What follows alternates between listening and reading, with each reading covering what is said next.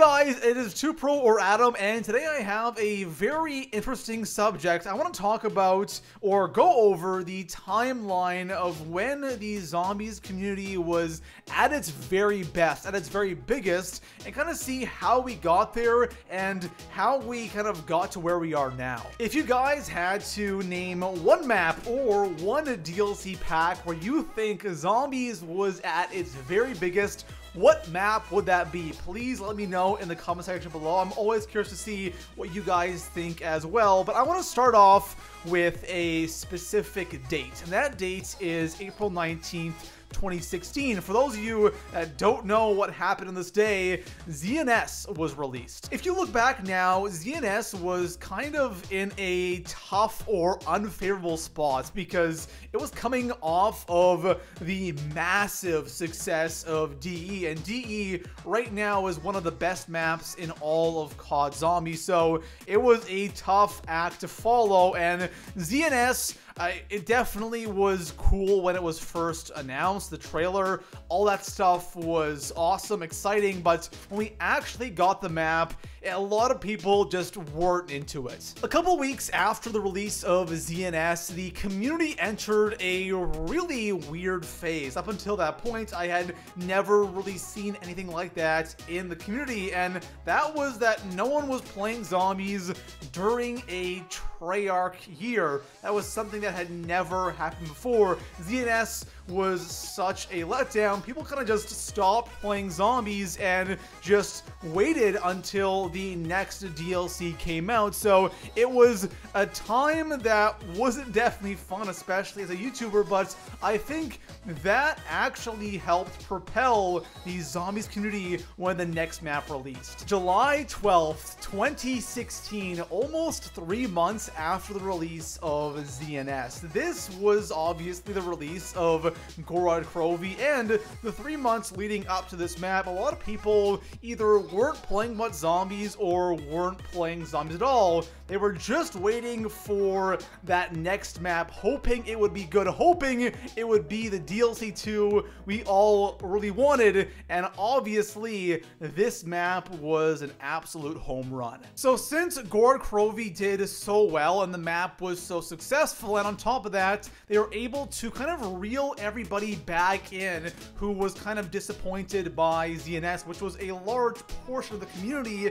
Treyarch really set themselves up for a fantastic DLC 4, and of course the last DLC map in that cycle is always a massive map for Treyarch. So Revelations was coming soon and people were incredibly hyped. Before the release of Revelations, Treyarch did one thing incredibly well when it came to the release date of this map, and that was just hyping up the community. The way they marketed this map was honestly quite genius. There's one quote that really stands out to me when I think of before Revelations, and that is, "The day of reckoning is here." When you look at the marketing for this DLC, there still were 4 MP maps, but the zombies map was the main focus. So going back to that quote, "The day of reckoning is here," it makes it sound like Revelations was going to be this massive monumental event within the zombie storyline, and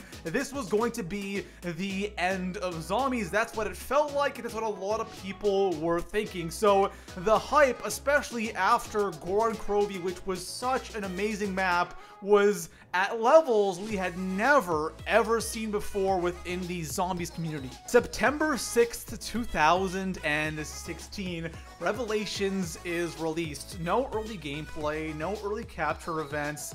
We were all going into Revelations completely blind, not knowing what the map looked like, and that was something that rarely happens in Call of Duty Zombies. So we all go into Revelations, and no matter what you think of the map right now, I'm sure a lot of you don't like Rev now, but when Revelations first came out, it was phenomenal. And one thing this map did so incredibly well was pull on those nostalgia strings, and we all know how important that role of pulling on those nostalgia strings plays when it comes to the zombies community being at its highest points. But with Revelations going through this map for the first couple of times and seeing all of these OG locations, it felt familiar, but at the same time it felt new. On top of that, having the Easter egg take so long to solve, it really kept interest in this map longer than a normal COD Zombies map. 1 month later, Revelations released on the Xbox One and PC, and there was still a lot of interest for this map. There were tons of streams of challenges and Easter egg speedruns, all those things, theory videos, all that stuff was still going strong. And usually a couple of weeks after the release of the final DLC on the last platforms, in this case the Xbox One and PC, the interest for zombies slowly dies down until there's like zero interest at all. But one really weird thing happened. Now, interest definitely did die down, not as much as we were expecting, but then interest started to go up for zombies during a time when zombies should be completely dead. This was the beginning of the zombies streaming era, and there are a lot of different unique trends that flow through the zombies community, and this one was live streams. There were streams for zombies popping up all over YouTube and also on Twitch, and zombies kind of became one of the most popular and the most watched games on YouTube. So as the zombies grew more and more during this dead period, one really interesting thing happened in the beginning of 2017, and that was the release of Black Ops 2 on Xbox One backwards compatibility. BO3 Zombies was able to bring in a ton of new players, people who had never played zombies before, and a lot of these new players were kind of getting sick of playing so much BO3 Zombies, and they wanted something different, something new.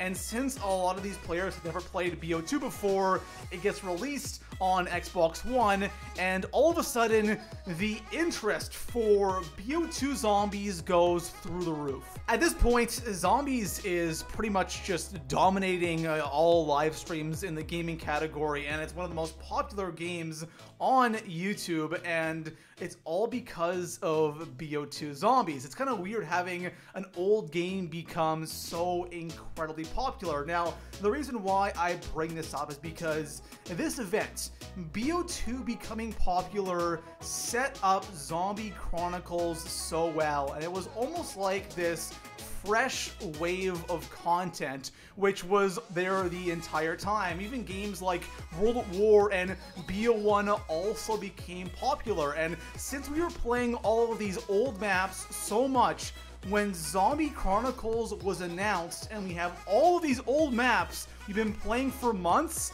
getting remastered, it was just the perfect storm. May 16th, 2017, Zombie Chronicles is released on the PlayStation 4.